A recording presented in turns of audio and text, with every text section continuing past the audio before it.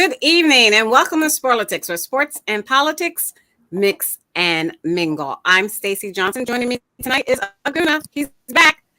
The Nigerian moderate Republican. Keith, the constitutional conservative. Stephen, the independent thinker. And my cousin Todd making all the noise as usual. It's the economy. It's the economy, stupid.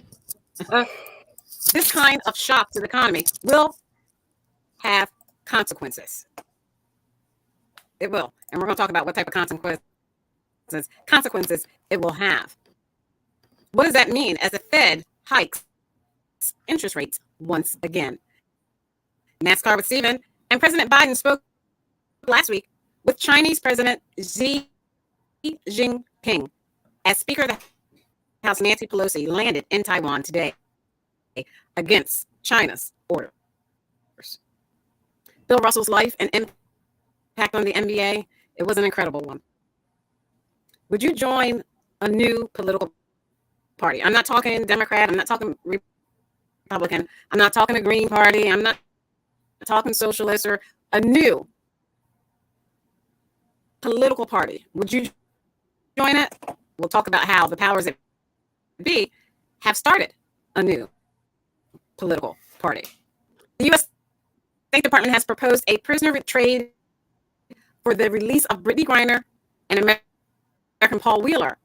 But my question is, what about American former Marine Matthew John Heath in Venezuela, who attempted suicide last year? How's your baseball team doing this year? NFL football camps have begun, and we know Aguna is very happy. But the question is, why is Deshaun Watson suspended for 6 games with the Cleveland Browns? Monkeypox is real. It is real, honey. Don't get caught up and get out in it. Bubba Watson was one of the golfers to play at Trump's Bedminster location under the Saudi Arabian sponsorship after former President Trump took his first presidential trip to that country.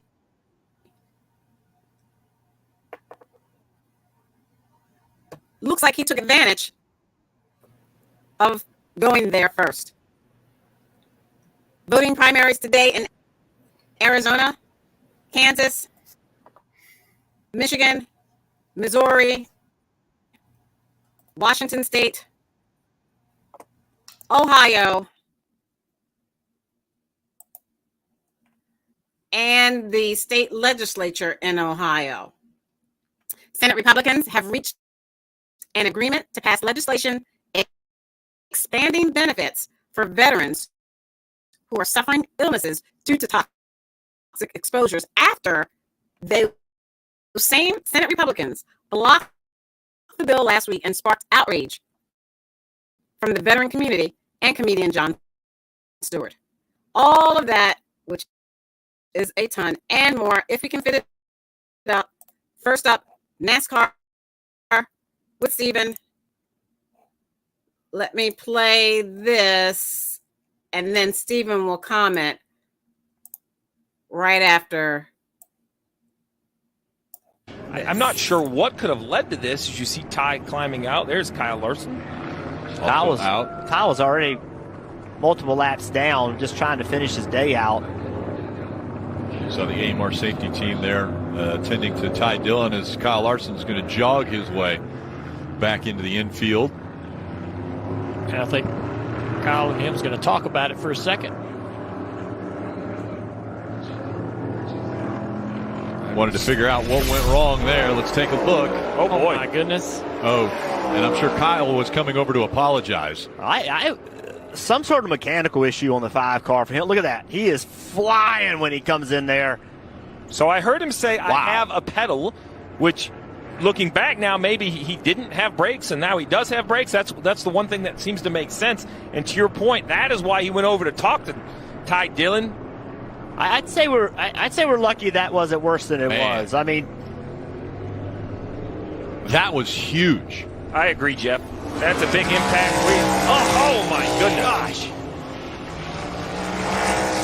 I mean, the speeds that they're getting going into turn one, and if Hey, race fans, thanks for watching our video. For all NASCAR on Fox News, content, and the best clips from Fox Sports, be sure to follow and subscribe to our channel. Steven. I don't think that was intentional. When he went into him, you could see it's almost like he lost control. What happened? Oh, his brakes went on his car. He had no control over it at all. And these new cars are so fantastic and amazing that both people could get out. They're both going to be hurt, a little bit hurt, because it was about 150 miles an hour. But he had no control of his car, and he ran over to check on the guy and say, "Are you okay?" Make sure he's fine, and let him know, "Hey, I didn't do anything. This wasn't me. Something broke in the car." So if this right during the week or maybe it'll be 2 weeks, but it's wonderful. It's just right. If you just would watch this last race, the action in it is absolutely amazing, and the fact that people can stay in even though they hit the wall, they hit each other, they slap the wall, hit each other, they can stay in. It makes it so much more enjoyable.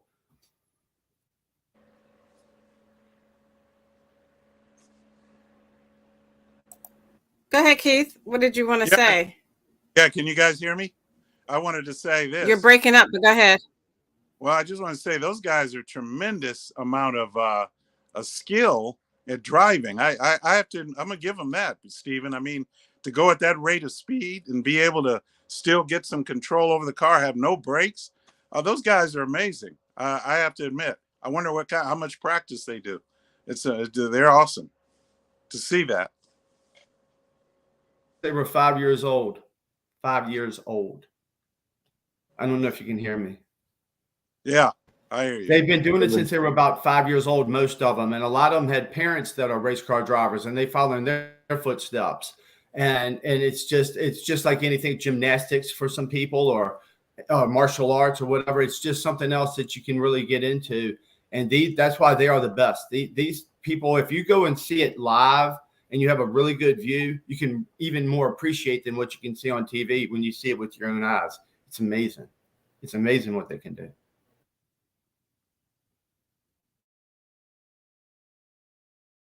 I think they're going to have a race in Chicago now, and so there's a lot of opportunity for to bring a different dynamic into not just Indianapolis. Right now, you got Chicago, talk about Milwaukee, so all these urban cities where you're starting to see. I think they did it in Baltimore not too long ago, so I think that brings a different dynamic to racing and also gets more people in urban areas kind of engaged with it. So yeah, definitely takes a lot of skill.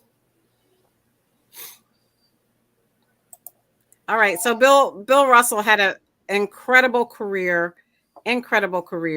Let's our thoughts and prayers to his family, as I'm sure they are missing him right now. Let's look back on his legacy. We've got some sad breaking news to tell you about. Boston Celtics legend Bill Russell has died. He started his remarkable career at the University of San Francisco, where he was a two-time All-American. Russell also won 2 straight NCAA championships and led the team to 55 consecutive wins. He won a gold medal at the 1956 Olympics. For his 13 years in Boston, Russell carried the Celtics to the NBA Finals 12 times, winning the championship 11 times. He finished with 21,620 career rebounds. Until Michael Jordan's accomplishments in the 1990s, Russell was considered by many as the greatest player in NBA history. Russell's family tweeted about his passing just a few moments ago, thanking fans for keeping him in their prayers. Bill Russell was 88 years old.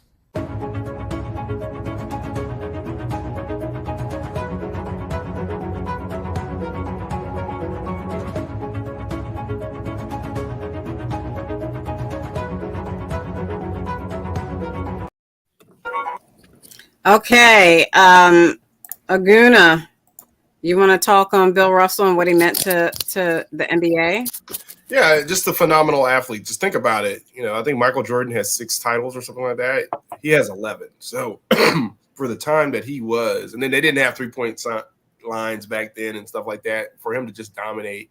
And if anyone on the show, especially our viewers, if you can go back and just watch the battles between Bill Russell and Wilt Chamberlain of the Lakers back in the 60s, I mean, it's just they're 2 big men just going at it in the finals. And it's just it was a different era. He brought in a lot of different skill sets to the game.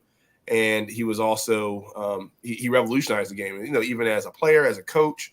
So he was really a phenomenal athlete. And even after he retired, he still was an activist. He still contributed a lot to the community. He still, identified a lot of things that, we, nowadays we tend to frown upon, right? But remember when many of those athletes, Jim Brown, Bill Russell, when they started to support Ali during the draft, that was very controversial at the time. It was very similar to what you saw with Colin Kaepernick, and folks weren't very happy about, Black athletes standing up and using their athleticism and their, platform to talk to those social issues.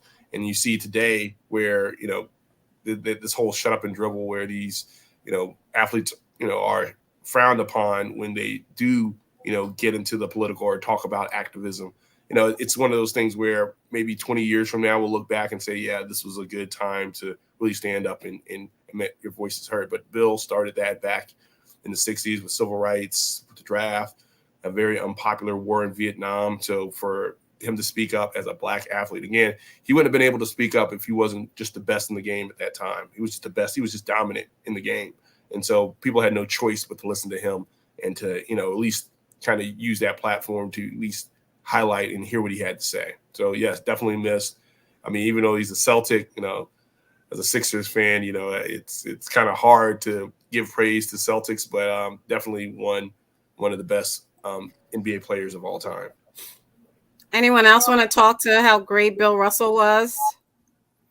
Aguna pretty much covered it up. We could probably just I think it was great because think about it. Not too many. Huh? Go ahead, Keith.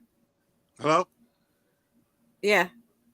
Yeah, I was saying I think he was a great player, and also great because not too many men would stand up against Wilt Chamberlain back then.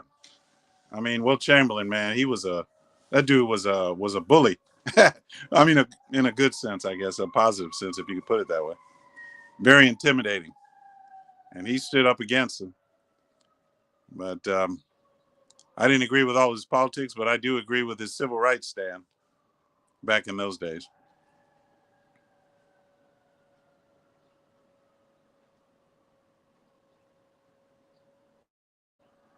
I think you're on mute. I'm trying to keep everything going at the same time. Sorry about that. Technical difficulties, trying to keep it going so we have a smooth show. Let's real quickly look at Brittany Griner's particular situation. The United States says it's offered Russia a deal aimed at freeing the American basketball star Brittany Griner and a former U.S. Marine Paul Whelan. Secretary of State Antony Blinken says that he plans to discuss the matter in a phone call with his Russian counterpart Sergei Lavrov. Now, this would be the first such contact since Russia's invasion of Ukraine. Barbara Plett-Usher tells us more. Hostage diplomacy is intruding on America's basketball courts. Players in the Washington Mystics know Brittany Griner. They've competed against her. They respect her. They're shaken by her arrest. It was really sad and a bit scared because it felt like it could be any of us. I play overseas. The vast majority of WNBA players play overseas. And so seeing her in that type of position, where she's kind of helpless, was really unfortunate. Griner pled guilty to a drug-related charge, but says she didn't intend to break the law. The U.S. claims she's been wrongfully detained, which Russia denies. But now, in a rare move, the State Department has gone public about an offer to win her release, and that of another American, Paul Whelan. We've conveyed this on a number of occasions and directly to Russian officials. And my hope would be that in speaking to Foreign Minister Lavrov, I can advance the efforts to bring them home. He wouldn't give details, but the administration did recently agree to a prisoner swap with the Kremlin for this former U.S. Marine. That increased pressure from the families of other detainees. Earlier, the president's point man for hostages told me their campaign was effective. I think the importance of the families coming up with their narrative to address what they're going through is actually very powerful for them. And I think it's also good in holding, I guess, in creating situational awareness and at times holding the U.S. government accountable. Brittany Griner's case has helped shine a spotlight on an issue that's usually in the shadows. This mural, recently unveiled, highlights how many Americans are in this fix, how many stories there are. Such as Matthew Heath. He's been held in Venezuela for nearly 2 years. Matthew's been beaten over there so many times that both of his hands have been broken.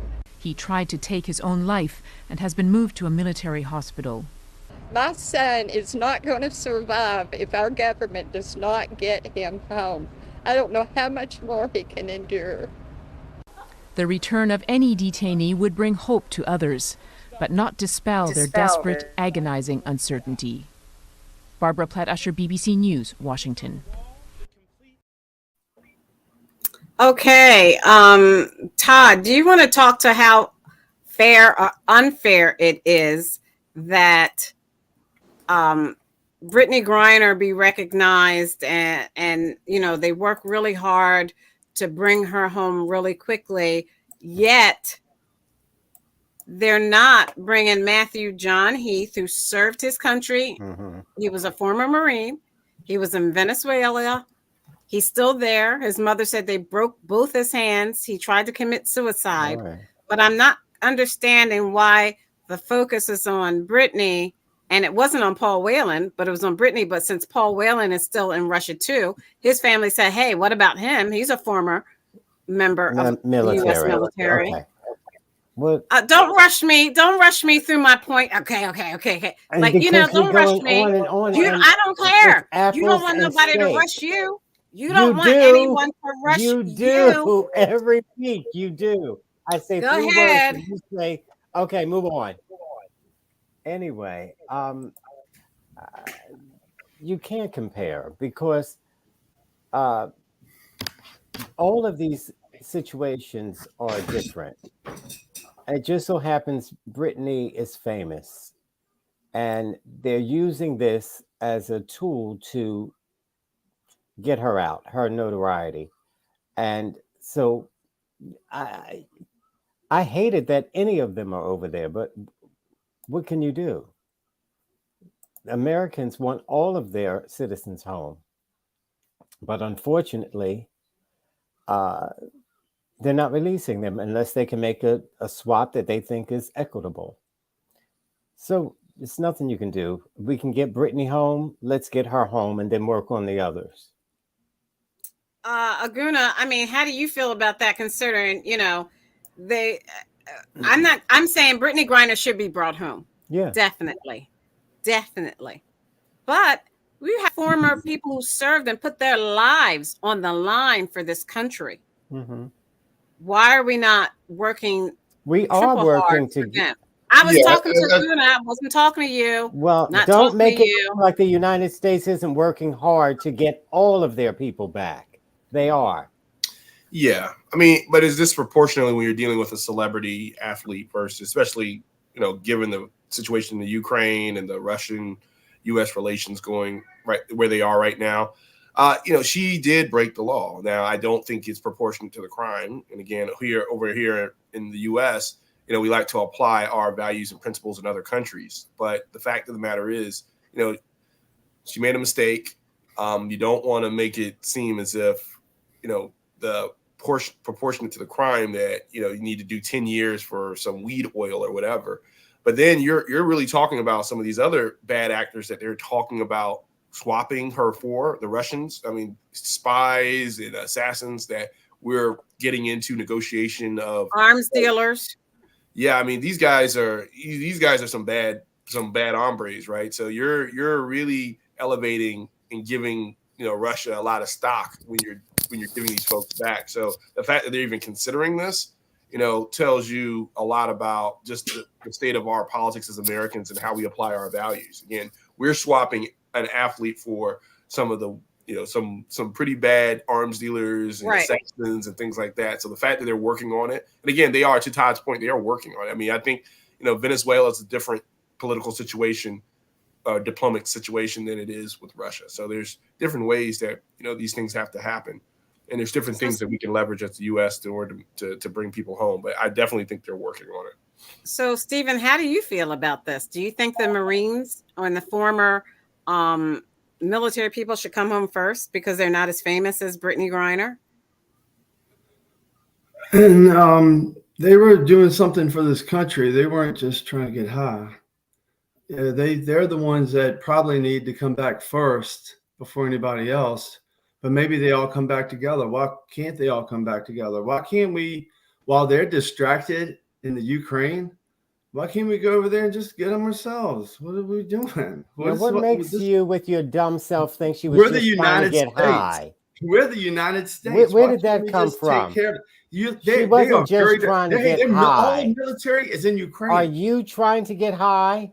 No, basically, Stephen's saying we're going to go start World War III in order to get a WNBA star. Well, you know what? If everything looks like it's going to be World War III. Wanted to get high. What are you talking about? I was talking about the weed oil. So Stephen referred to Brittany Griner as just trying to get high. Yeah, she shouldn't have. The laws are different in other countries, like you said. I completely agree with you. And when you're in another country, what happened to that warm beer in North Korea when he took a poster? They killed him. They brought him back mingled up. This is what happens in other countries. This is why America is the best country. You don't want to live in Russia. You don't want to live in North Korea. Todd, why don't you go to Russia, Todd? Yeah. Todd, so, all right. So, four-time world champion. Let me see if I can share my screen. I can't share my screen. Four-time world champion Sebastian Vettel has announced his retirement from Formula One, and it will occur at the end of this year. Vettel is out of contract with Aston Martin at the end of the season, and after weeks of speculation about his future, has now confirmed he will be stepping away from the sport at the end of 2022, according to Lawrence Edmondson, F1 editor for ESPN.com. Stephen, do you know much about Sebastian Vettel? I don't even know how old he is. Why he's retiring. Yeah, who the hell is this? Who is this guy? I don't know who he is. But he's. I bet you he's had way too much going on. He's had too many accidents or something, and he wants out now.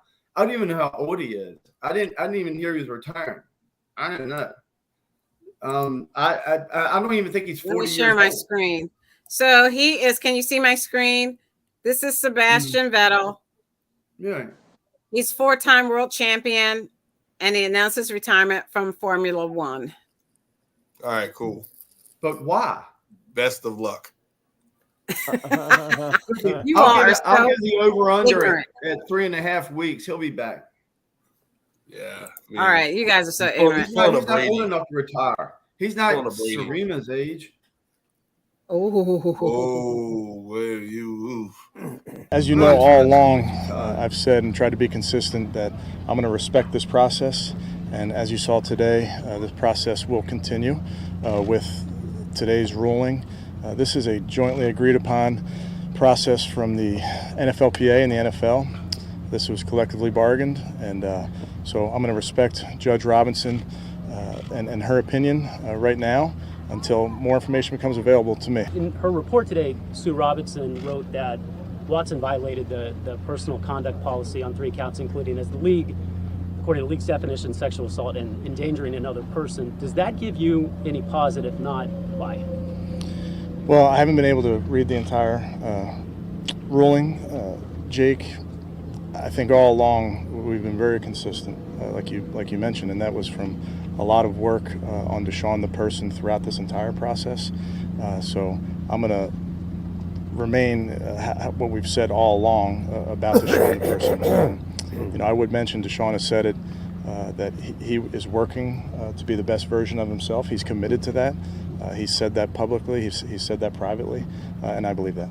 In the Haslam statement that they put out, they said that Deshaun has expressed remorse. In Sue Robinson's report today, one of the things she noted is that Watson did not express remorse. So I guess where has Deshaun expressed remorse? Again, I didn't read I was out on the practice field, so I haven't read the entire report, but I believe Deshaun has told you guys in a press conference, he's told me privately, he wants to be the best version of himself. I believe that wholeheartedly. He's working on that, and I'll let Deshaun at some point speak for himself. With him taking a lot of the first team reps throughout this camp so far, is there a concerted effort to sort of establish him as the leader of this football team and the starting quarterback on the part of the rest of the team? Yeah, I think so, America. I think more than anything, I mean, he's our starter, and we need to get him ready to play games. Jacoby's our backup. We need to get him ready to play games. Obviously, week one with the suspension, we expect Jacoby to be in there. So there's a point in our practice plan where we'll shift gears, if you will. But for right now, we feel comfortable with the plan that we have. Okay, so let me start. I want to start with the lightweights of football. Cousin Todd, let's start with you. What do you want me to say? Well, what would a lightweight about the NFL would say? All right. Well, I have my notes here. Okay, good. I think the Eagles have a good chance of winning this year. And I believe with the help of, what's his name? Dr. J, I think they will go all the way to the Sugar Bowl. Okay, thank you. And All right, enough of him. I just put him on mute. Enough of that. Keith, another lightweight when it comes to the NFL. What do you think? Well, first of all, there's only one Dr. J, and that ain't him. But anyway, I don't know. Those are only speculations that I could give, so I'm going to pass. All right, thank you. All right, now to the regular NFL true fans and watchers. Let's start with Steven. Oh, well, I don't know if you know, I switched teams. I'm with Vegas Raiders now. They're gonna have a great team. They're gonna be a top 3 offense. I don't know about the defense, but they're gonna compete in a hard league. But I will say for my former conference, the Eagles, and I can still pull for the Eagles as well. They're gonna win easily over Dallas Giants. You mean your former team, the Washington Commanders, right? Yeah, they took my team away from me. I was the Redskins all my life. That since 1937, I was a Redskins fan. That's how old I am, and that's how long I've been a fan. And so it's a terrible thing to lose your team that way. So I decided to go with Vegas. They can't go bad. This should be their year. They got the best wide receiver from Green Bay Packers and Devontae Adams, and I think it's gonna be a good year. That's my team now. But I still say the Eagles are going to do well, and they may even with your quarterback that I loved for how many years now, Aguna? 2 years. Your quarterback that I love is going to take y'all to where you want to go, and I hope you're not. I hope it's not just getting to the Super Bowl. You might get another one. All right, so Nas. Well, wait, before Nas goes, let me share my screen. Then I'm going to ask this. I'm going to ask this question. Todd's not on mute. Todd's not on mute, but let me share the screen with you so you can see this. It says arbitration decisions aren't designed to make everybody happy. The decisions are supposed to be based on the evidence presented and precedent in place. As you read through the 16-page report, which we will not do, the retired federal judge Sue L. For this, so I would say the fix was already in from the beginning. NFL teams got a certain date when they would be eligible to vie for the services of Deshaun Watson. Then you get the contract with the suspension baked into it. So, I mean, this is just a lot of grandstanding. And ultimately, like listening to that interview, like the NFL just takes itself way too seriously. You're bringing in federal judges and you're doing all these things like you're a football league. Like stop it. Stop with the extra importance and poking your chest out. You're a football league, a league who also stop the players from finding out about concussion information that you knew decades ago. A league who has an owner in Jimmy Haslam who was stealing from local truck dealers in Cleveland with a scam he was running where he was almost federally indicted. You got Ziggy Wood out there in Minnesota, who a real estate scam that he had going on. Then you go down to Florida, this new owner from the Miami Dolphins, Ross, he has a situation to where, you know, the former coach who is suing him looks to be proven right with the way the NFL came down on him with his scheme to get Tom Brady to come over and lose on purpose so he could get more draft picks. Ultimately, the league is so dirty and so corrupt. The fact that they want to present themselves as some kind of moral institution who should weigh in on judgment on anything is laughable. So that'll be my soapbox rant for the day. Okay, so Aguna, if you look at this article, this continued article, it says, what's the point? Let me put everyone on mute. I don't know how that happened. So I can make sure that you hear me and we don't have any sound problems. What is the point of neutral arbitration when the commissioner of the NFL still final say on discipline? And I'm going to stop my screen and let you go, Aguna. They're crossing the T's and dotting the I's. I mean, at the end of the day, what the judge is ruling is that, okay, NFL, this Deshaun Watson violated, you know, personal conduct policy in 3 different areas. Okay, so now NFL, go and rule, you know, what you feel is the appropriate punishment for the fact that this guy violated these policies. And so the NFL says, okay, we've done our due diligence. The judge has his ruling. Therefore, we're going to do our standard 6-game suspension like we did for anything else. And then if there are criminal charges later on or civil suits later on, let Deshaun Watson deal with that. But we as the NFL are just showing that we're going through the motions in order to justify a 6-game suspension that we probably were going to give anyway. We're just trying to show, you know, good faith or good, you know, from a PR standpoint that we went through these motions. And I think, you know, at the end of the day, I think this was going to happen. I think when Cleveland made that trade for Deshaun Watson and they created that deal, there is no way that the NFL will allow a franchise to get in that situation without knowing that, you know, there is probably going to be the 6-game suspension. And then, you know, because there's too much money at risk. We're talking an astronomical amount of money. We have a Cleveland fan base is really strapped for a championship. You have owners who are trying to do profit sharing. You have the media marketing around what's going to happen coming out of this case. Because again, one of the things that NFL is going to do, they're going to try to play both sides of the fence. They're going to be people that are provoked by this, but then they're going to be people that appreciate it. And then so that whole dynamic is something that they're going to play into going forward. Because in the NFL, at the end of the day, is a male soap opera. So bad publicity, good publicity, they're going to cash in on it regardless. And they knew that this was going to be a 6-game suspension. They knew they probably talked to the Browns before when they did the contract and did the trade. Everything was set up. There's nothing. We're talking about millions and billions of dollars. None of that is going to be set up for chance. So, I mean, it is what it is. We kind of figured this was going to happen.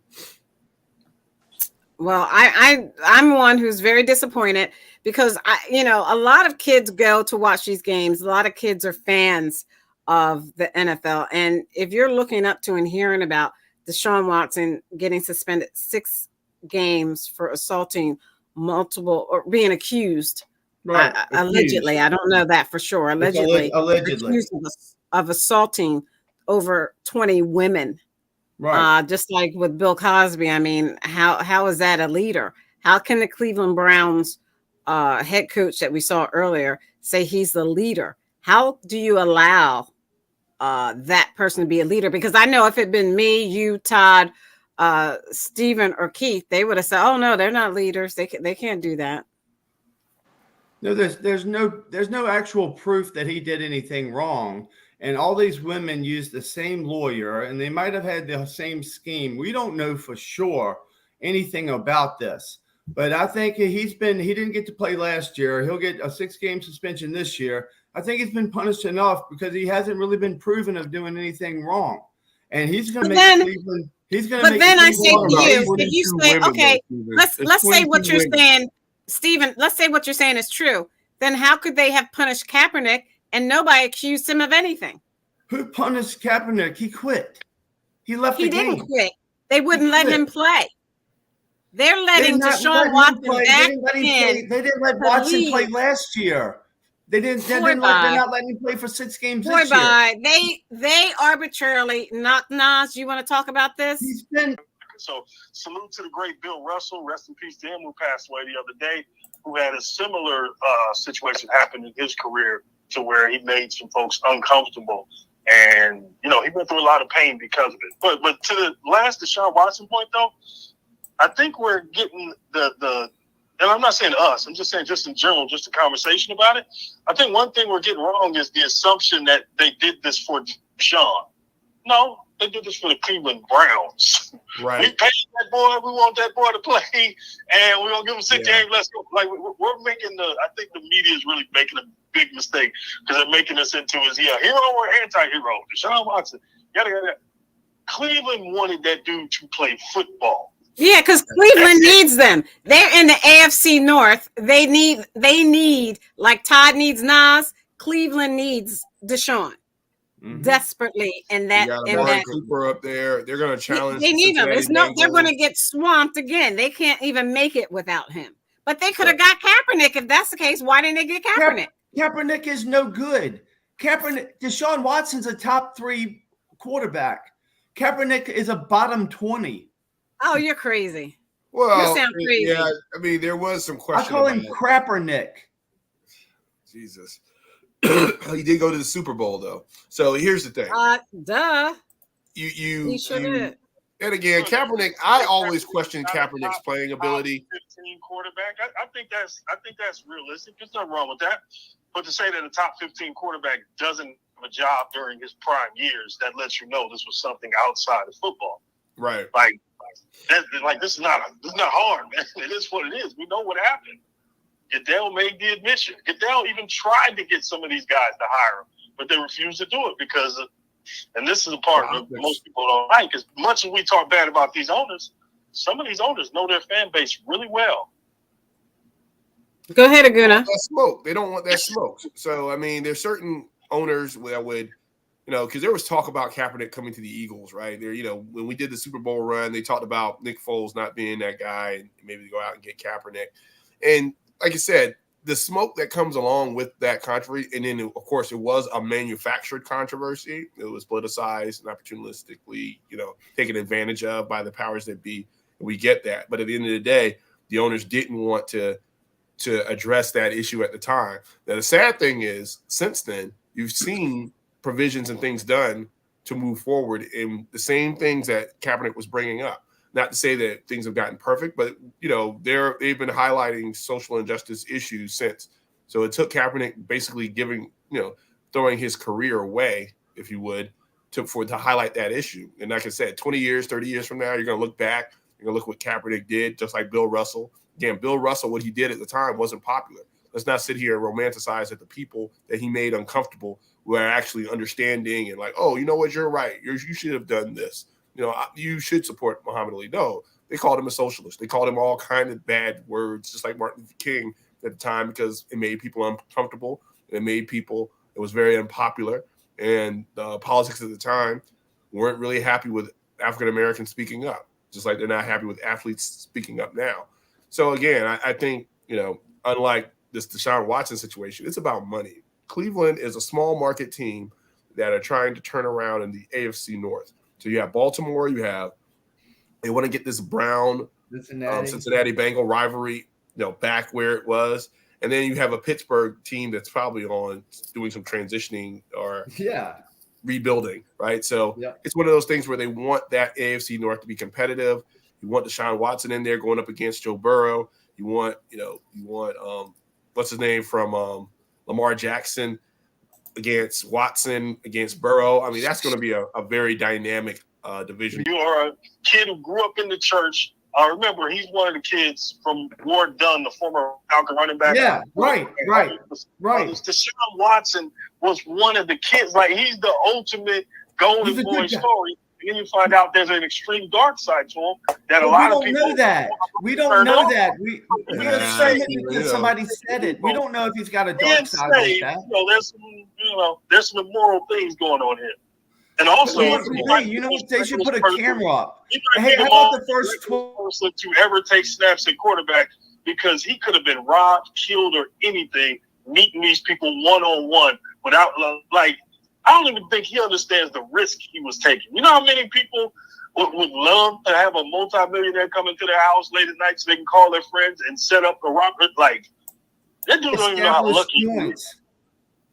I thought it was only established points. But it seems as though also, to what you were saying, Nas, he wasn't thinking about that. That wasn't on his mind. He's gone his whole life without repercussions for his actions. I think he was doing this because he could get away with it. I mean, you operate. Or he felt that he was one enough, he's experienced the hood enough that, he could fight his way out of it. Then why didn't he go to jail? You don't know if he had any type of weapon. If 22 people accused him, why didn't he go to jail? It used to take well, two still, people. The jury's still out on that. And 22 people can't get him in jail. That's what we get into. It's not sexual assault. We're talking about misconduct. So the question is, okay, once he was told no and didn't get consent, did he stop? Did he force anybody to do anything? And that's where you get anybody, then that's beyond the pale. Said he finished himself in front of them, even though they didn't want him to. But there's no situation to where we're talking about sexual assault, where like the Roethlisberger case, where the woman is accusing him of physically forcing himself on her. He didn't physically force himself onto these women. So you just did something that I didn't want to, or somebody didn't want to see. He was being and you made me watch it, or you made me sit there, or you made me be in the room. They don't finish. Stephen, why are you defending a pervert? I mean, what's going on? We don't know. I know you're down in your basement and stuff. But I mean, come on, this dude. We don't know he's a pervert. You should have done that stuff. How do we know he's a pervert? We don't know. Do you actually know? Okay, Were you one of the? At his golf club at Bedminster, New Jersey, today former President Trump, along with other celebrities, teed off in the Pro-Am for this weekend's controversial tournament. The Saudi-funded Live Golf Invitational Series had already plucked some of the biggest names in golf from the PGA Tour. Now it's sparking new outrage. This golf tournament is taking place 50 miles from Ground Zero. It's disgusting.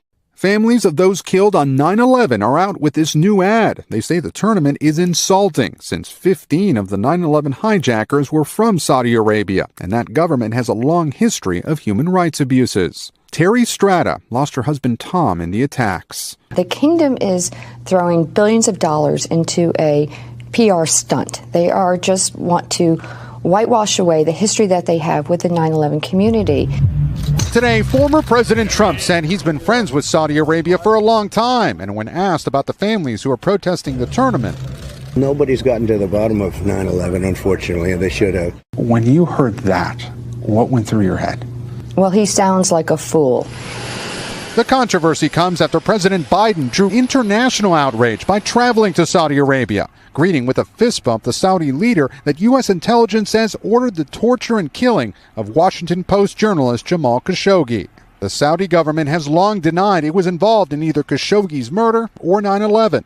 Live Golf tells NBC News these families have our deepest sympathy. While some may not agree, we believe golf is a force for the 9/11 families plan to protest here near the golf course tomorrow as this tournament officially tees off. Okay, let's start with Keith. Keith, do you believe President Trump? I mean, why would he say, they really should have gotten to the bottom of it? He could have gotten to the bottom of it. Why didn't he? I have no idea. I mean, this again is one of those things that speculation, it calls for each of our speculation. None of us on this show, no matter what we say or what you're going to be able to quite justify everything they know. There's no way that they're going to be able to, I guarantee you. All we're going to do is speculate here. So let me just say by speculating, look, it's kind of like the Taiwan situation where Nancy Pelosi goes to Taiwan, everybody's upset. The whole world is upset. I mean, Taiwan has a right to call America over to Taiwan. Nancy Pelosi has a right. He's never interested in 9/11. He was never interested in that, pretending like he had hundreds of friends die at 9/11. No, he didn't. He's a con artist. And so now the people, and some of those people, I believe, voted for him. Now they're just saying exactly who he is. A money-grubbing con artist that had no business in the White House. And as far as that last topic of this sexually deviant person, Donald Trump was accused of rape twice. Once by his ex-wife and once by another socialite in New York. He should have been in jail. That's all.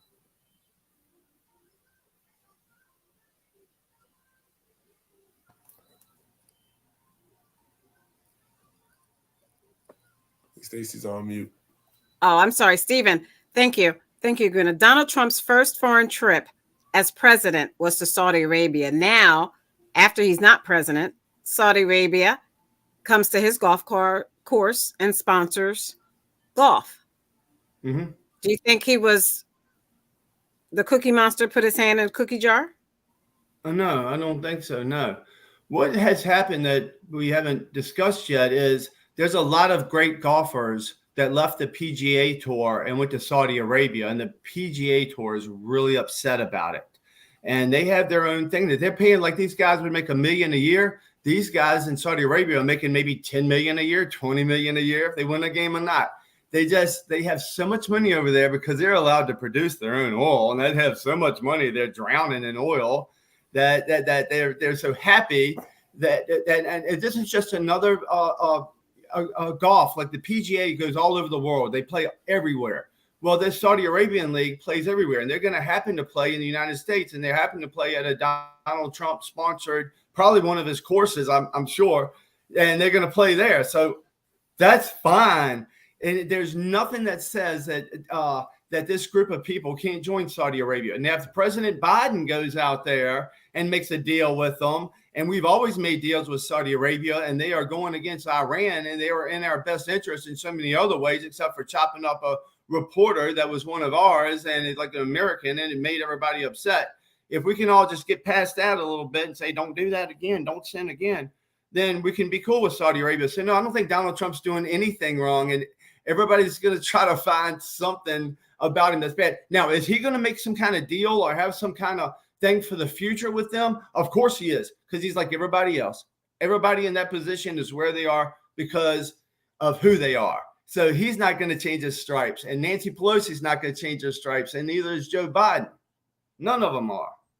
But no, he did nothing wrong with his golf course and having a tournament there. Okay, Nas. I think the Cookie Monster put his hand in the cookie jar. I also think that had I done that, having worked for President Bush, I'd be in jail. Yeah, probably. Now, look, y'all gonna have to just kind of roll with me because I'm probably gonna be a little meandering here, and I'm probably gonna upset somebody. But like, yeah, he's gonna take the money. What's the $1 million man phrase from wrestling? Everybody's got a price. Yeah, we're finding that out. Tiger supposedly turned down $800 million from this group to move from PGA to their golfing little situation. So I mean, this is what it is. Grifters are going to grift, so of course Donald was going to come with his begging bowl and get a little bit. If y'all remember that first trip to Saudi Arabia, this is when he put his hands on that orb and we did the military deal, and then some people in Yemen died. So if you really want to get into the morality of things, I don't know where we get off telling anybody about blood money. Americans telling people about blood money? That is insane. So, I mean, I don't want to go too far into that. I think we all know enough to know better than for us to be trying to be the moral arbiter of things. Like, I can't believe we're even trying to pull I don't think it's that we're trying to be the moral arbiter. I don't think that's it. I was saying that, how come I can't do that and he can? Now, I wouldn't do that because I'm an ethical person. But had I not been an ethical person, what gives him the right to do it and I can't do it? Because you're black.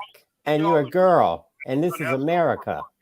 Facebook relationships he created while president. His son got supposedly $2 billion. Well, his son-in-law, Kushner, got supposedly $2 billion from that same person. I'm talking about MBS over there in Saudi Arabia. But again, man, I don't know if we can do the moral thing with money, man. We have a lot of products on our bodies right now and things we've ingested all today because of the poverty and imperialism that we've kind of lashed out against the world. So our standard of living has kind of risen by a lot of misery other places. So it's hard for me to say we can wag our finger at somebody for taking the Saudi money. So that I don't know, man. That's just a hard one for me to swing. But yeah, Donald's gonna be Donald. He's gonna grift. He's gonna justify anything to bring in some more money for himself.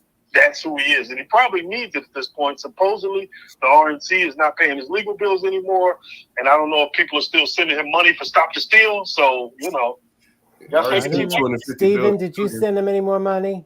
Keith? You already sent him $250 million. Did you all send him any more money? Yeah.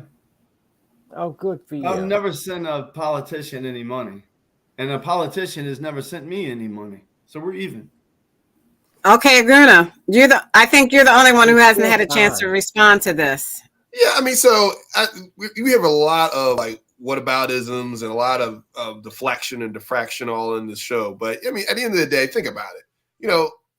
First thing, what Donald Trump came out and said, nobody's ever gotten to the bottom of 9/11. Come on now. That sounds like, he sounds like an idiot. All right. So it's one thing if he owned it and said, hey, look, I'm a businessman. I will leverage my relationships to create deals. That's what I've always done.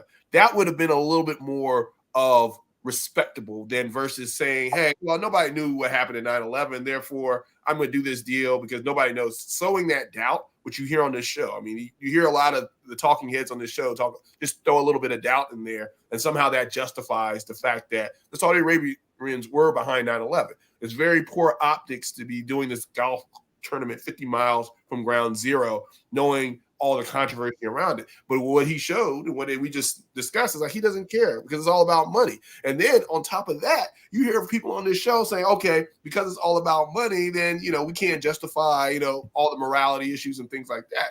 I mean, we can still have an opinion. I think it's been very poor taste. And as you can see, the families came out and they protested and things like that. Then it'd be different if Donald Trump said, you know what? Okay, I'm a businessman. I'm doing business deals, but I'm going to, donate certain money around or do some things to help the families of 9/11. I'm not going to sit here and defer and deflect and try to act like, I'm doing something or nobody knows these things. He doesn't own the thing. The cowardice thing about all of this is the fact that he didn't own what he was doing.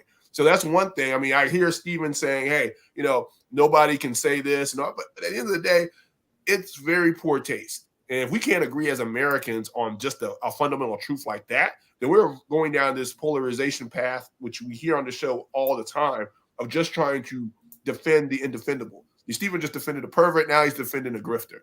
I mean, just because he pisses off the left or the Democrats, at the end of the day, it's very poor taste. And this is what I'm talking. This is what I'm asking everyone. How you feel about this. People want to know. How do you feel about this? Do you think this is right? Do you think that it's okay because it's about the money? If you were in that same position, Stephen, what does this have to do with 9/11? What does this have to do with 9/11, Aguna? What does it have to do with 9/11? I missed that part. What it has to do with 9/11? We just talked about it. I mean, don't try to defer or deflect. The Saudi Arabians were behind it. Okay, fine. I'm not 100% they were behind it, because why did George W. Bush send all of the family members of all of the people that were involved in 9/11 in those planes? Why did he send them on private jets back to Saudi Arabia? Look, man, don't sit here trying to get into conspiracy theories. You're trying to sit here and justify conspiracy theories from your basement. You're trying to justify conspiracy theories from your basement. Why did we fly the Yes, he did that. He shouldn't have done it. Bush was wrong to do that. We fly them back to Saudi Arabia, Aguna? That doesn't mean it was right. That doesn't mean it's make it right. Just because Bush did it doesn't make it right, Stephen. What are you talking about? I'm not saying anything was right. I'm saying I said Bush is not right. George Bush, it was not right to send back the family members of the killers from 9/11 back to Saudi Arabia. Their families, what does that got to do with what we're talking about? What are you talking about? Why are you bringing that up? And You're you're trying to talking defer. about their families. You're not talking about the people who perpetuated that violence. You're talking about Yeah, they their were families. dead. So They again, were the dead. They were in 9/11 the planes. Commission They report died in the has already plane. been done. But there's Slow a book down, out. Stephen. Watch You're the in your video basement. of it. Why CIA would is we do listening that? to Why you. did One at a time. Go ahead, Nas. I'm sorry. Go ahead, No, I'm Nas. sorry. I'm just saying, like the 9/11 Commission report. You can watch the video. You can get the book. Like you can look into this and find what you need to find. Now this conversation comes full circle because remember what was going on at the time. Crazy oil prices, us being price gouged at the pump. Then all of a sudden, good relations with Saudi Arabia. Magically, the price goes down. What just happened? Joe Biden went to Saudi Arabia. All of a sudden, a little bit of pressure is relieved for everybody at the pump. So my main point is there are certain relationships that exist and they're not going to be moral. They're not going to be above board. I just don't think we're the country that should be pointing their finger. That's all, because we do so much. But I think you can say it was wrong. I mean, that's ridiculous that we can't say it's wrong. 他还说，美方认为这个谈判需要性行动导致台海局势紧张升级，美国应该也必须为此负全部的责任。你刚才提到的布林肯国务卿的有关言论，颠倒黑白，再次深刻地展现了美方的一些人的霸权的心态和强盗的逻辑，那就是我可以肆意地挑衅你，但是你不可以反对或者自卫。美方应该放弃任何打台湾牌的企图，言行一致、不折不扣地恪守一个中国原则，履行中美3个联合公报。如果美方一意孤行，由此造成的一切严重后果将由美方负责。我可以告诉你的是，美方必将为其损害中国主权安全利益承担责任，付出代价。Thanks for watching our YouTube channel. Follow today's top stories and breaking news by downloading the NBC News app.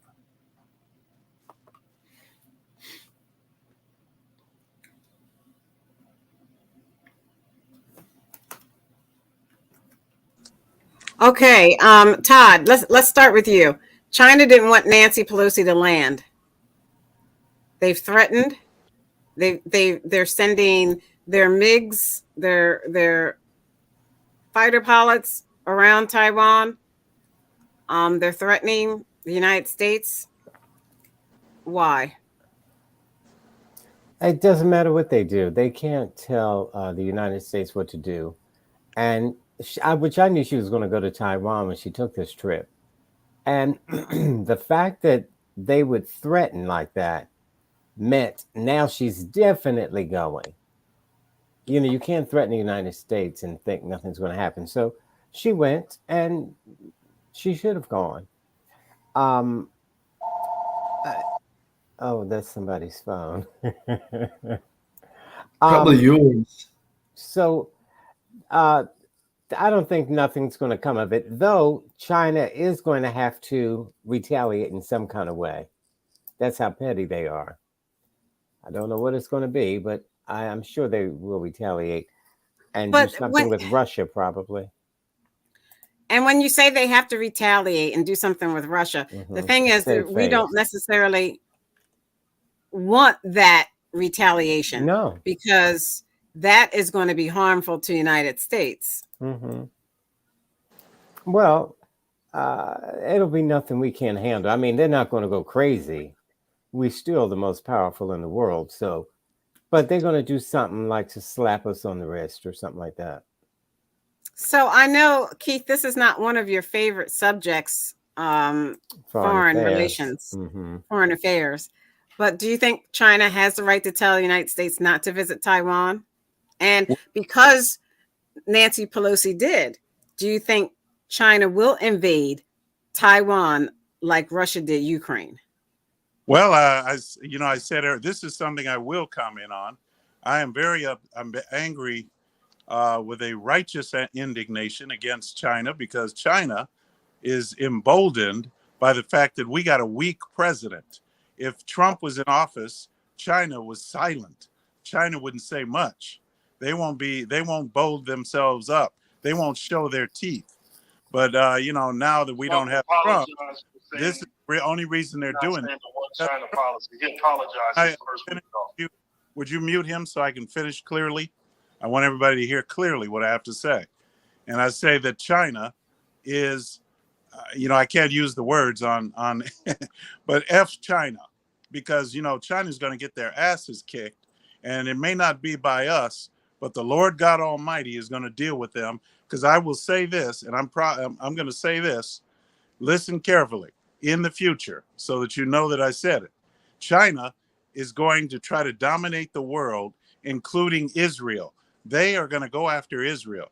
And that's when God Almighty will knock them down. He will destroy it. Okay, so that I hope they are listening, because the Lord God Almighty is going to judge you. All people will be judged by God, and they will not escape. And that's what I have to say about China. They are too much. These people need to be knocked down. And it ain't going to happen on Joe Biden's watch. But maybe if we can get Trump in 2024, they may stand down. Okay, Aguna. That was just ridiculous. That was just ridiculous. Okay, China's going after Israel, Joe Biden, all this is ridiculous. Okay? I said Donald Trump. Hey, I let you speak. Let me talk here. First thing, Donald Trump was a China apologist. He was getting his ties made over there. Okay, he's getting his Trump ties made in China. Of course, he was bowing down. His daughter has 7 patents in China. He was making deals with them. Okay, don't sit here and say that they were scared of Donald Trump. He was a puppet for China. Okay, China is trying to do this, in order to save face. But I think it's, at the end of the day, their economy is going through flux. They're dealing with COVID. They're going to sit there and saber rattle, but at the end of the day, they're going to send their goods to the United States because their economy is dependent on us, where our economy is dependent on them. So yeah, there's going to be some provocations and talk, but at the end of the day, because this is a global economy and because, our consumers here rely on China to keep prices low, because if you go to anything in Walmart or wherever you go to shop, you're going to see stuff from China. So sit here and saying that now China's going to go after Israel and God Almighty is going to come down. And this is the reason why a lot of these conservative, crazy white right wingers try to justify their fanaticism. We're a global economy. Pelosi has the right to go to China. They're not going to attack, okay? Because they don't want their economy to collapse. We don't want our economy to collapse. We are tied at the hip when it comes to trade and things like that. So yeah, there's going to be some negotiations. There's going to be some things that are said. There's going to be some back and forth, cyber attacks, all that kind of stuff. But at the end of the day, a global economy, we're going to still trade with them. Now, you think about it, what Donald Trump did to China, again, this misnomer that somehow he was tough on China was ridiculous. If anything, he was tough on China when he invoked tariffs. But that impacted you and I at the pump, because basically they rolled down those tariffs to consumers. So our prices actually went up because of this China policy of trying to put tariffs on China, knowing that on the back end he was negotiating deals with his family members and things like that. He was a business partner of China. This is ridiculous. He wasn't tough on China. That is just a flat out lie. So let me ask Stephen. Stephen, do you agree with Keith? And if so, why do you agree with Keith? I don't know. Maybe he's great and bad. No, I think Nancy Pelosi has challenged China a lot. And I know that this could be the third horrible person that, it was Deshaun Watson, Trump, whoever, whatever. This is another horrible person, Nancy Pelosi. But I'm on her side because she throughout the time she's been in office, she hasn't taken much crap off of China. And she went against the administration and did what she thought was right. I think they knocked her out and said, "Hey, she's going there," and you know what? She was put in a position where she would have to go then. But I think she would have went anyway because she's not going to take any crap off of China at all. And I appreciate her strength, and I'm on her side for this. In the same way, when Donald Trump went in there to North Korea, that takes some strength, and it took strength for her to do it because they were threatening to shoot down her plane. Nobody really knows what anybody really has. And the good thing was China didn't know that she would. Kind of laid out everything. But that kind of goes without saying. Okay, we got you. I'm going to make a great point, though. These are mutually beneficial relationships, And yes, there's going to be saber rattling every once in a while. I think a lot of us who grew up during the Cold War era, we don't know how to look at the world besides having a us versus them mentality. So because of that, we sit up here and slap people on the back for playing a game that could get us close to World War III. In my mind, we shouldn't saber rattle. We need to calm all that down. It's not necessary. And China needs to do the same thing. So was Pelosi going for provocation? Yes. Is them doing military drills outside of Taiwan now because she did provocation? Yes. None of that should happen. It's ridiculous. And I don't know why we're still doing this stuff, to this day. But I think the memory hole of Trump supporters is really important. You got to remember, first couple of weeks, somebody from Taiwan calls the administration. They don't really have their stuff in order yet. They get him to kind of declare, like, yeah, I respect the sovereignty of Taiwan. And then later on that day, they had to backpedal and apologize to China because Trump had to get out there and say, yeah, I believe in a one China policy. Now, this happened. But Keith is not going to remember that because he only looks at he only looks at Trump through loving eyes. He can't remember anything that actually happened. So, it is what it is. So, as Aguna, I want to get into the Fed rate hike and how what's going on with China is going to affect our economy. So for those of our viewers who are watching, the Feds hiked the rates again. They did that in order to do what, and how will that affect just me and you who go, I'm in Pennsylvania. I paid this weekend $4.45 a gallon for gas. Well, you're conflating a couple of issues here. So the Fed rose interest rates in order to kind of slow down the growth of the economy. I mean, inflation, right? Things are costing more. So they're trying to slow that down by raising interest rates and trying to slow down how much people can borrow and when people can borrow. So it has a residual wait, effect. stop right there. Why are they doing that? To slow down inflation, right? For So what? they want to What take does that away do? people's spending power. Now, let me tell you, okay? What it does is it gives people it increases the amount of rates you have to pay for like products and goods, right? So like credit cards and things like that. Now your credit cards are going up, so you're not going to try to use those credit cards as much. You're slowing down, the price of things, the amount that companies can borrow in order to grow. So they're trying to slow that down. So in other words, okay, I want you to break it down to me like I'm in second grade. In I other words, am. they raised. I am. No, you didn't. Let me You finish. didn't. You're You not didn't. letting me. No, you didn't. You're So not letting me. I want to say, in other words, you're saying that if I wanted a BJ's credit card, and I tried to get a BJ's credit card right now or Sam's Interest rate is credit card right 24%. now, Are you going to use the that credit interest card? rate No. is going to be really high, and I'm not going to get that card. So I'm not going to Also- spend as much at BJ's or Sam's. That's what you're saying. Also, when you look at the amount of money it takes to buy a house, the housing market has gone crazy in the last several months, right? So houses are unaffordable.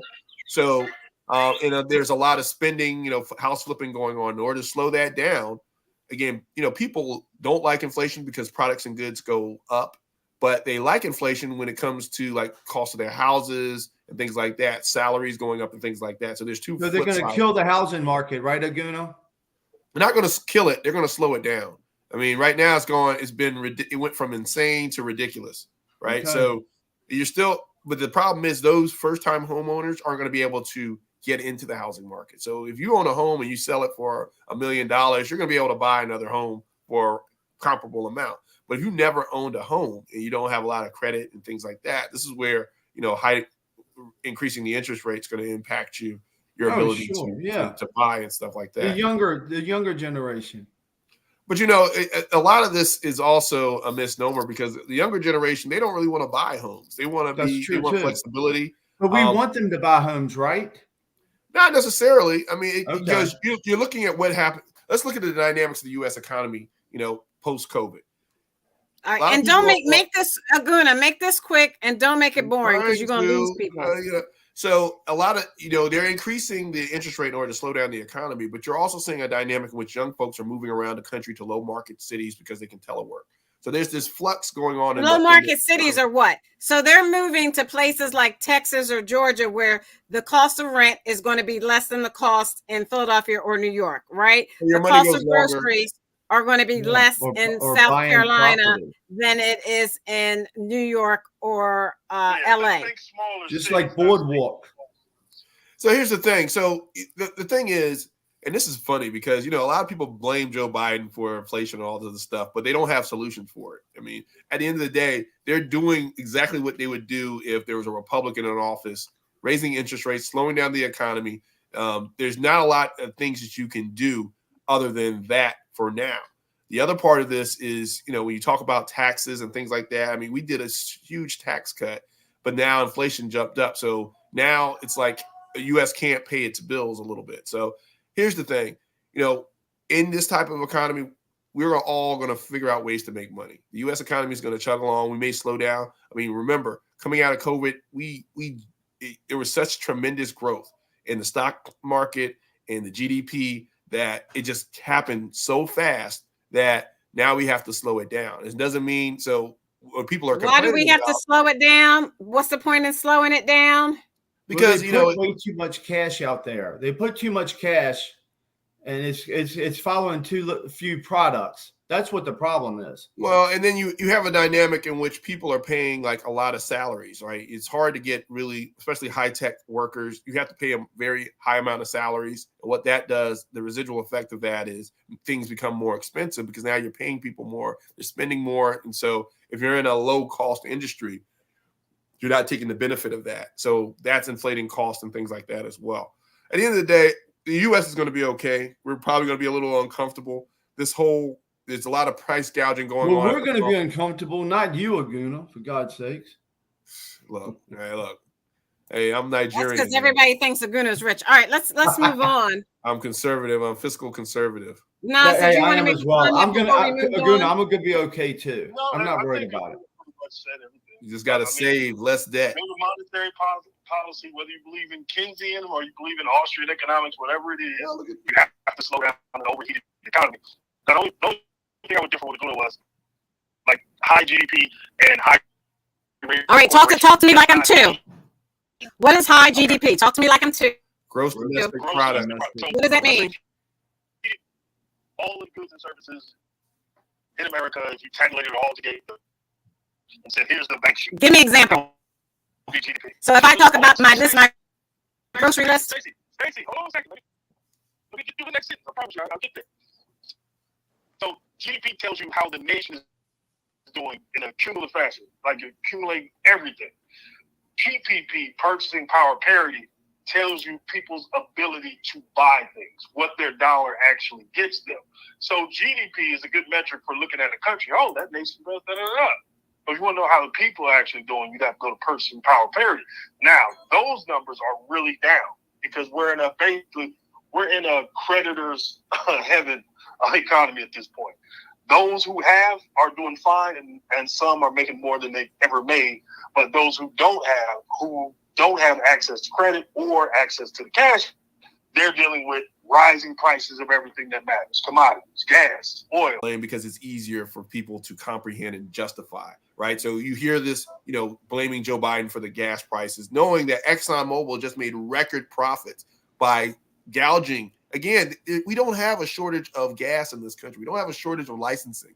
We don't have a shortage, but what we do have is a cartel in the oil industry. Okay, Keith, can you keep your head up? We don't want to see the top of your head as everybody's talking. Yeah, Keith is bald, so we don't want to see that egg in there. So go ahead, Aguna. So here's the thing. You have a gas, you have ExxonMobil. They know that if we raise their prices, people are going to pay it anyway.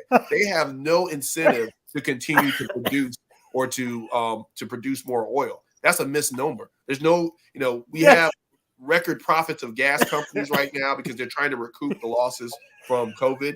So they're going to keep the prices where they are, and then people are going to complain but pay anyway. Or, by the way, they're going to blame Joe Biden or somebody else, not the gas companies themselves. That's Todd is laughing at Keith's head. That's what Todd's laughing at. Rogaine, Keith. Just put some Rogaine in there. In just 4 days, Arizonans will head to the polls for the primary elections, and the Republican gubernatorial race has been a dogfight. Most notably between longtime real estate developer Karen Taylor Robeson and former TV news anchor Carrie Lake. Tonight, 12 News is profiling both of these leading Republican women in our series of candidate profiles. I've been following the campaign and pick up our series with a profile of Kari Lake. I've earned the trust of Arizonans across our state by bringing the real story into your living room night after night. For 27 years, I've covered the people of Arizona. From covering the news as a longtime TV anchor in the Valley to now turning against it, Kari Lake is running for governor. Arizonans deserve better. As governor, I'll bring truth, courage, and integrity back to the state capitol. Since her big announcement in June 2021, Lake has hit the ground running, from campaign ads. As governor, I will issue a declaration of invasion, finish President Trump's wall, blow up the cartel's drug tunnels and surveillance drones, and deploy the Arizona National Guard to stop illegals from entering. To holding rallies and securing an endorsement from former President Donald Trump. Lake fired up a crowd last Friday in Prescott Valley, calling politicians spineless as she continues to promote debunked election theories. They sat there, they did nothing as our elections were stolen from us. How dare they? And that has been a focal point in her campaign. We want transparency in our elections, and we want honest elections. Lake's campaign declined our request for an interview, saying they were going to pass due to her tight schedule. Still, she's made her stance clear on key issues, voicing a controversial take on education. Between anti-American history that's being taught, inappropriate sex education, and the racist critical race theory, or as I like to refer to it all, woke curriculum, it is teaching our children hatred, and it's also setting them up for failure and misery. And abortion. I will fight for all Arizonans, including the unborn. I'll do everything in my power to promote life, and I'll make sure Republicans do the right thing. And Arizona's drought. And we cannot regulate ourselves out of a drought, and we cannot continue to give the ag community the short end of the stick. Despite her conservative policy agenda, Lake faces criticism that she hasn't always held these same views. Now she faces a competitive and expensive race. She's spent more than $3.1 million so far, but her biggest competitor, Karen Taylor Robeson, has spent 5 times that amount, $16 million. And polls show Robeson is closing in. 12 News is your election headquarters. We'll have extended coverage from the polls on Tuesday and full election results as they come in all evening long, right here on TV and online. Later tonight on 12 News at 6, we profile another big name running for governor, Karen Taylor Robeson. All right, there are key races tonight in Arizona, which you just saw, Kansas, Michigan, Missouri, Washington State, and the state legislature in Ohio. If you are in any of those states, we hope that you have exercised your duty and your right to vote. We don't have much time, so we'll just, I want to move on. Did anyone want to make a comment about that before I move on? Yeah, our media is terrible. They haven't learned anything since 2016. You platform a liar and a person who believes in conspiracy theories by playing the person spouting those conspiracies. You're not actually doing anything by trying to both sides everything. Our media is so terrible and still hasn't figured this simple thing out. By giving those people a platform, you're actually justifying even any idiotic thing that they say. I'll end there. Thank you. Yeah, and she reminds me of the rest of the nut jobs like Ron DeSantis, Matt Gaetz, who body shames women, Josh Hawley, all of these nut jobs who lie readily, and people give them platforms. It's just amazing. It's called the First Amendment, gentlemen.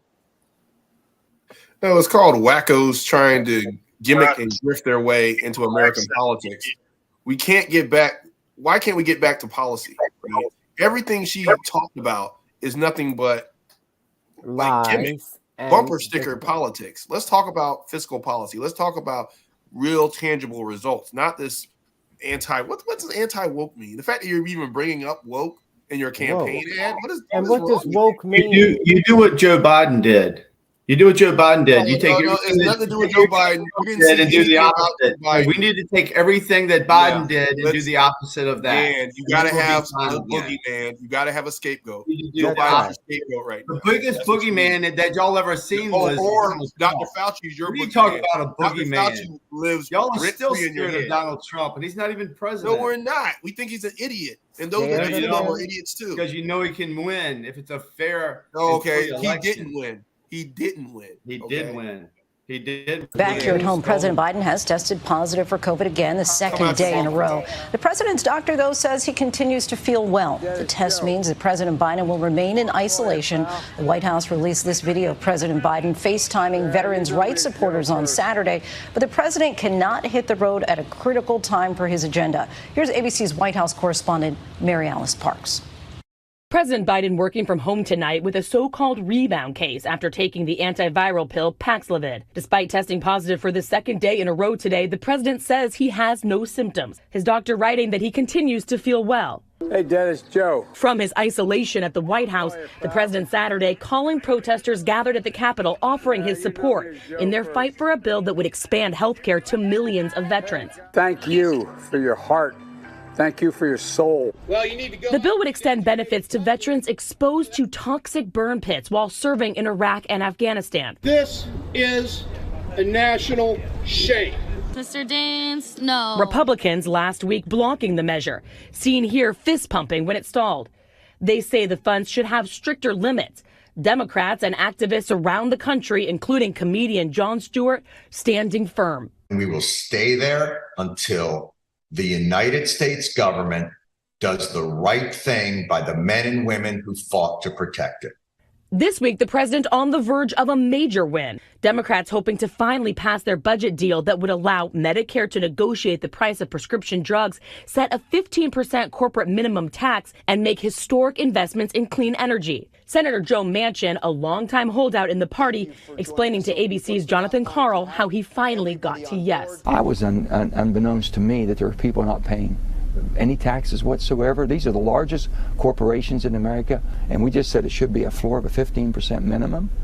Now, because this big bill that Democrats are trying to pass is strictly a budget bill, they can do it this week with just 50 votes, but that means every Democrat is needed. Everyone has to be there, healthy, voting in person. And there's still a big question around Arizona Democrat Kyrsten Sinema. She has not said yet whether she backs this bill, Lindsay. She remains the big question mark. Mary Alice, thank you. Hi, everyone. George Stephanopoulos here. Thanks for checking out the ABC News YouTube channel. If you'd like to get more videos, show highlights, and watch live event coverage, click on the right over here to subscribe to our channel. And don't forget to download the ABC News app for breaking news alerts. Thanks for watching. Okay. Real quickly, let's start with Stephen. Stephen, just your comment. I'm not even going to ask a question. Just your comment on that. On the passing of that bill finally by the Senate Republicans. It had to come through twice, and they didn't want to pass it to help the people who are out there fighting for their rights. Well, I do believe that the bill had more attachments and some pork added on to it, and that's why the Republicans did not. Hey, I'm telling you, this is what I've heard, that it had something extra attached to it. You heard if it's just, or if it's something added extra that they didn't like, it was the same bill. They voted. They agreed on it. Every Republican and every Democrat and every independent, we all want to make sure that our heroes are well taken care of. Everybody wants to do that. There's something that is true. Nobody wants people to suffer. Move on to somebody else. Nobody wants. They did. They voted against the bill. They voted against the bill. They voted against the Democrats. They don't want to went against what they believed in. No, that's why they did. They didn't want to give the Democrats a win. They No, voted that's against not it true. because they didn't want to give the Democrats. It's not a Democrat win. It's a Okay, win move for on. everybody. Peter Chin-Hong said that prolonged skin-to-skin contact is the most common way that monkeypox is spread, a high-risk scenario. Intimate contact is very efficient because you're making little cuts in the skin of the person who's not infected. and the virus from the open sore can enter very easily. Another way that monkeypox is spread is through shared bedding and clothing. Not as likely, but still possible. But that's usually in somebody who's had an open lesion, slept in the bedding, and then it survives in that way with a high load. So I'd call that like maybe medium. Dr. Chin Hong says monkeypox can only be spread from the time someone feels sick to the time their rash scabs off. Casual interactions, such as a simple handshake, are low risk and would require very specific scenarios for spread. You could be shaking somebody's hand, have a cut in your hand, and the person has an open sore, and they didn't know it or recognize it. That's possible. But unlikely. As far as events like outside lands, the doctor is more concerned about what happens behind closed doors than he is about music lovers gathering in Golden Gate Park. The most risky activities are not in outside lands. It's in the events or the intimate settings that people have or encounters they have after the event. Dr. Chin Hong says the vaccines administered today and last month will be a game changer with monkeypox. He says the shot will abort the disease completely if taken within the first 4 days of being infected. Reporting live in the studio, I'm Rob Nesbitt, Cron 4 News. Okay, this is our round table. Let's start it with Keith, then Stephen, then Aguna, then Cousin Todd. Keith, your comment on monkeypox. Should you get vaccinated or not? And, you know, the World Health Organization has made this an emergency.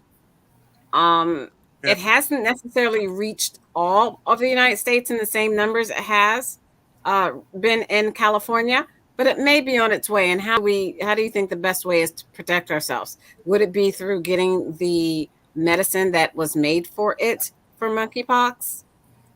Well, it sounds to me like you can avoid it just by your lifestyle, at least for the most part. I mean, he talked about skin on skin contact. Well, that's something to worry about. But then again, he said handshakes are not that dangerous unless you have an open sore, open wound. And even if. So I don't see how it's really at this point an emergency.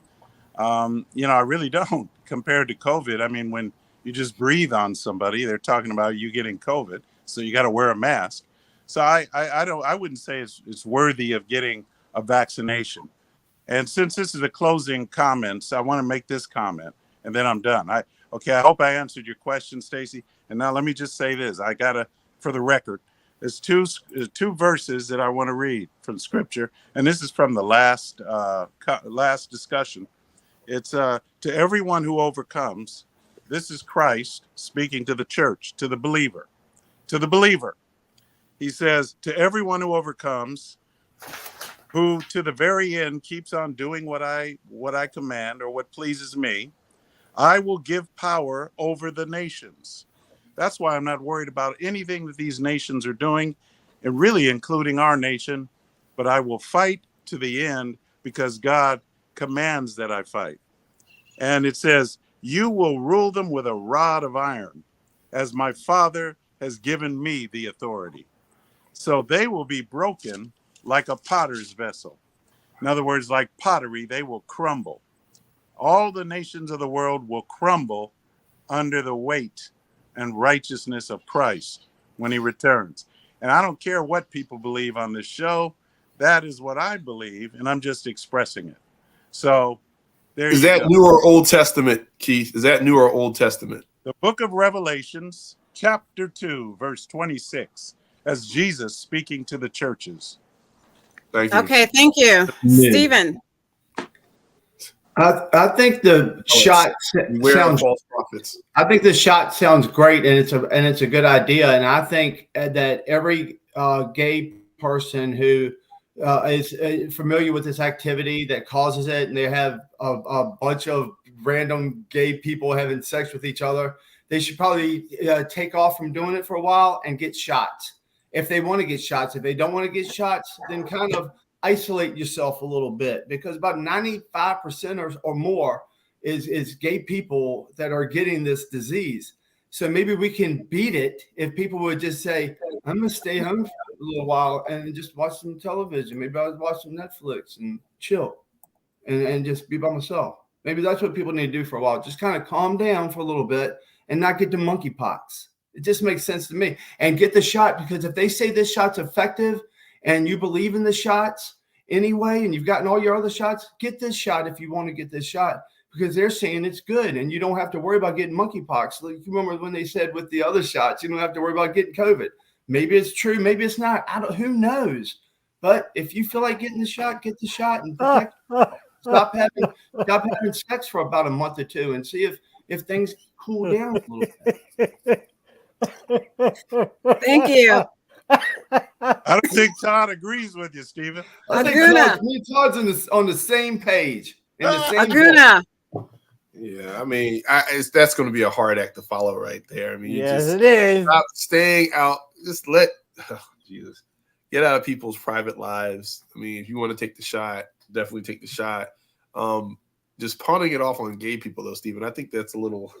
That's the facts. That's the paper. That's the paperwork right there. Man, it's not the first time you made up stuff on this show. I didn't make anything up. I'm telling you the truth. I don't make anything up. I'm gonna resent you for saying I made something up. I don't make it up. Look, you've been down in that basement. You're 3 levels down. I don't think information flows very readily. Everything flows. You want to sum it up, Aguna? Bottom line of it is, it's up to you as an individual. I'm not necessarily. She's telling you sum it up, but she lets those whack jobs go on and on and on. I know. Keith just had like a church sermon in here. Yes, where he was justifying nonsense.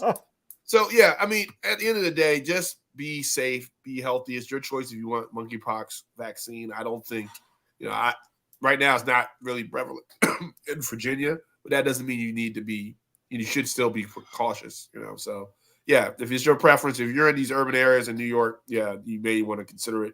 But right now, I'm not necessarily. It's not on my radar as something that I'm worried about.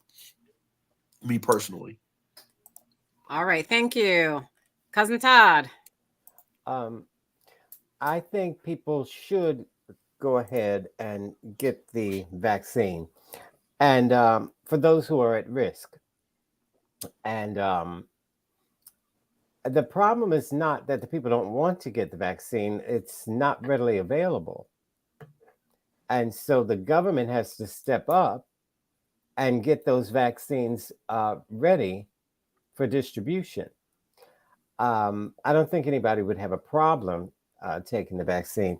But what's hysterical to me is two-faced, double-talking, flip-flop Stephen saying, I think you should get the vaccine because you keep getting other vaccines, so get the vaccine. How can he tell people to get the vaccine?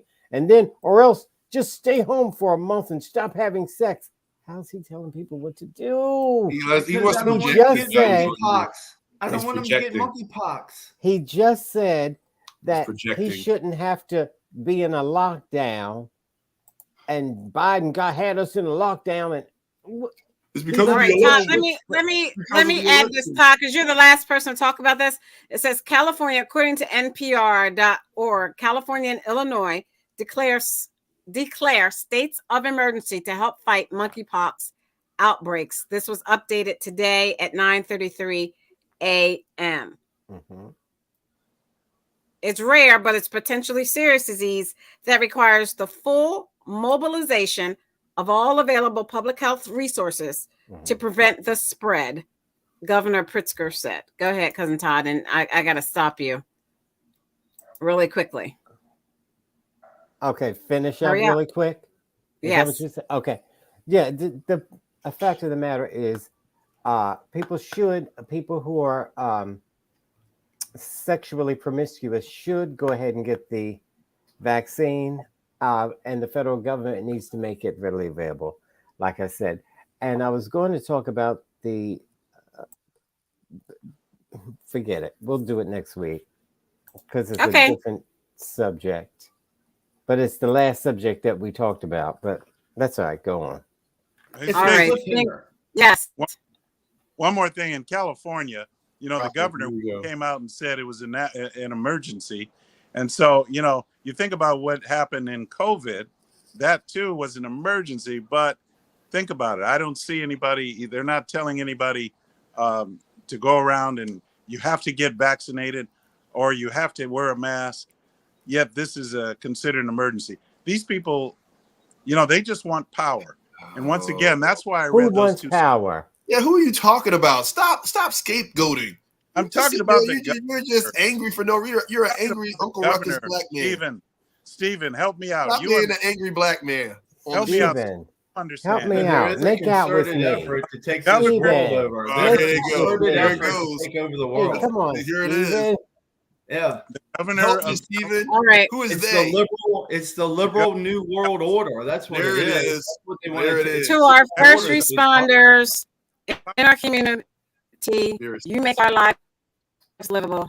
Thank you, thank you, thank you to our women and men of the U.S. military for all that you do and sacrificing your lives so that we are free to say whatever on this show. We are forever, forever, forever indebted.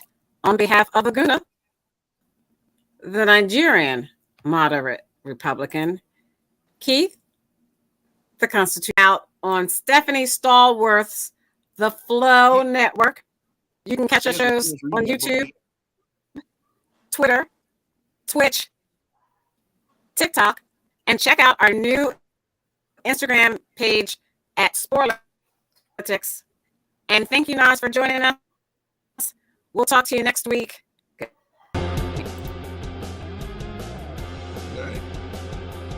Stephen is so crazy, but it was good that you covered up that face. About you rent free in his head. Good that you cover your face with your face. You should be ashamed of yourself, Stephen. Come out that basement. Out of what? Come out the basement.